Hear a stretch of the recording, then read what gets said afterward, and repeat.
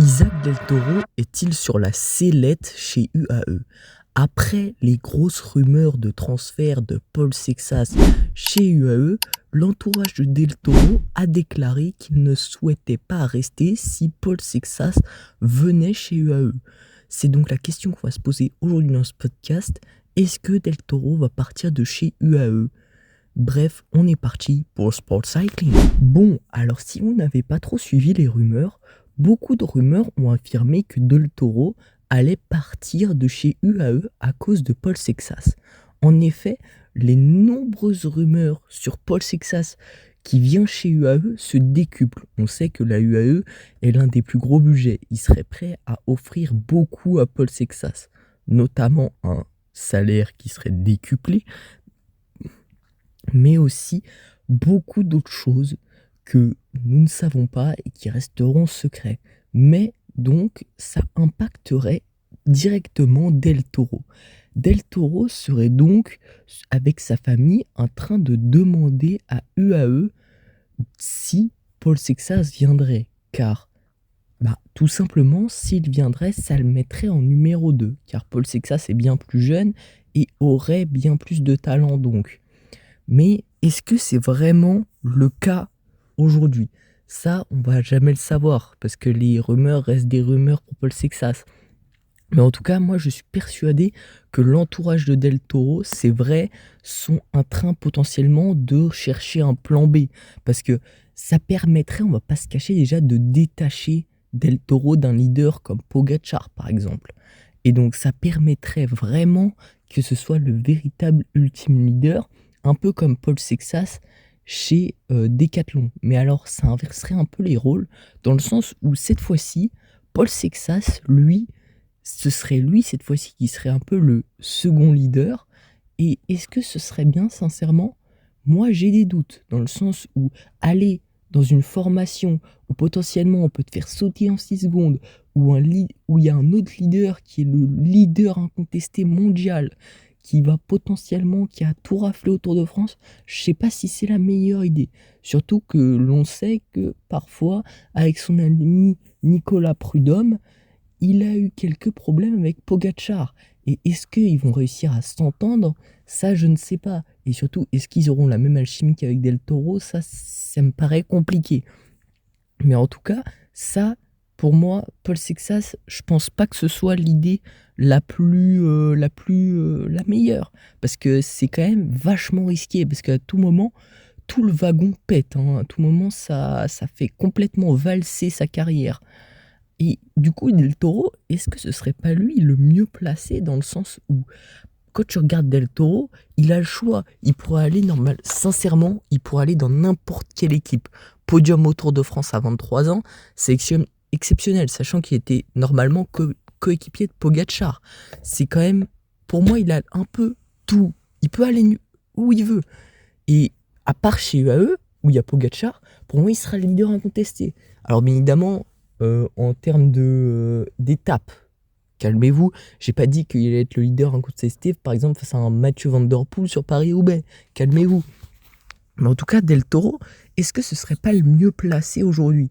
Parce que sa famille négocierait donc beaucoup de choses avec les autres, et lui, pendant ce temps, lui, il se met tranquille chez la UAE, et donc, il y a quand même d'autres questions qui se posent. Mais est-ce que, sincèrement, Pogačar laisserait partir l'un de ses meilleurs potes dans une équipe concurrente? Ça, c'est une autre très bonne question, dans le sens où, aujourd'hui, on sait qu'ils sont très amis, Pogačar et Del Toro, mais est-ce qu'il laisserait venir un petit Français qui peut lui piquer la place à tout moment, juste parce que il est très fort, très jeune? Ça, c'est une autre question. Est-ce qu'il laisserait faire son organisation UAE? Je ne sais pas. Mais en tout cas, pour Del Toro, ça me paraît bizarre, parce que je pense pas qu'il laisserait partir un Del Toro comme ça. C'est quand même l'un de ses meilleurs amis. On a vu quand même qu'ils avaient une super alchimie sur le Tour. On l'a vu, ils étaient très copains, on va dire. Et en fait, je vois mal Pogačar dire ok, vas-y, je change de coéquipier, je perds Del Toro, l'un de mes mecs les plus fidèles, parce que c'est quand même, il lui a quand même donné sa première victoire, c'est qu'il lui a quand même donné une victoire sur le Tour, sachant que les Mexicains, ça faisait je ne sais combien de temps qu'ils n'avaient pas gagné. Donc on sait que c'est un petit soldat royal. Enfin voilà, genre, voilà, c'est juste exceptionnel déjà son niveau. Mais surtout, il va être super pour lui. Enfin, je veux dire, il y a aucun monde où il le trahit. Et donc ça, est-ce qu'il va sincèrement laisser un mec qui potentiellement a des points d'interrogation de partout? Parce que imaginons Paul Sexas, on sait qu'il va avoir de l'ego. Et est-ce qu'au moindre truc, il se friterait pas un petit peu? Est-ce qu'il se battrait pas un petit peu? Ça aussi, c'est quand même une bonne question à se poser. Et surtout, faut se dire bien un truc, c'est que c'est pas parce que c'est du vélo et que c'est pas un sport d'équipe que, bah, par exemple, un Paul Sexas ne peut pas avoir d'ego. Et on va revenir pour moi un petit peu à la vidéo, vous savez, de la UAE qui est les nouveaux dictateurs. N'hésitez pas à aller la voir, elle est disponible sur la chaîne. Et ben, les UAE, nouveaux dictateurs, bah, ce serait un peu ça. C'est-à-dire qu'ils ne laisseraient pas partir un Del Toro comme ça. Et pour moi, pareil. Enfin, je veux dire, ils veulent garder leur suprématie auprès de tout le monde. Pourquoi prendre un tel risque en échangeant un Paul Sexas contre un Del Toro, sachant que tu sais que Del Toro, c'est ton plus fidèle petit soldat? Franchement, sincèrement, je verrais pas trop comment on pourrait laisser partir un Del Toro. Tu vois, genre Paul Sexas, c'est des points d'interrogation. Et encore, il a que 19 ans, on ne sait pas. À tout moment, il crache complètement et ça devient un mec comme Thibaut Pinot ou Romain Bardet. Enfin, il y a beaucoup de points d'interrogation entre guillemets. Après, je dis pas qu'il va faire ça parce que c'est quand même un autre contexte, un autre débat. Parce que Paul Sexas, il a l'air quand même très fort. Et voilà, on va. Enfin, je veux dire, c'est beaucoup de risques. Et pour moi, je verrais pas pourquoi Del Toro, spécialement, il serait impacté. Bien évidemment, ce débat, il part tout de Paul Sexas. C'est-à-dire qu'il parle tout du fait que Paul Sexas arriverait. Et on voit que quand même Paul Sexas, c'est quelqu'un parce que il a quand même foutu un beau bordel chez UAE. UAE, on le rappelle, hein, c'est les mecs qui ont fait croire à tout le monde que tout allait bien alors que tout le monde avait la chiasse. Hein. On se rappelle que quand même Del Toro, notamment lui, il était complètement malade. Ils ont réussi à faire comme si de rien n'était, alors qu'on se rappelle dans le peloton, tu tires une petite langue de travers, il te défonce. Donc, c'est pas anodin pour moi. Quand il y a une crise chez UAE, à chaque fois, c'est pas rassurant. Bref, donc, est-ce que Del Toro est sincèrement sur la sellette? Moi, j'ai du mal à croire que vraiment UAE laissera. Donc, laissera partir Del Toro, pardon.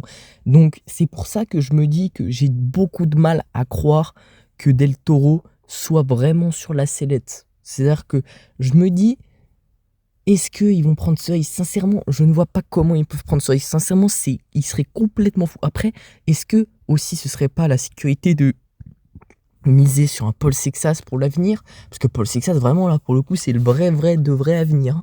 Et voilà. Après, pour moi, Del Toro, pour moi, actuellement, n'est pas encore sur la sellette. C'est-à-dire que, pour moi, il n'y a rien de vraiment officiel. Je ne verrais pas pourquoi, déjà, de 1, Paul Sexas prendrait le risque d'aller dans une équipe où il n'est pas le leader.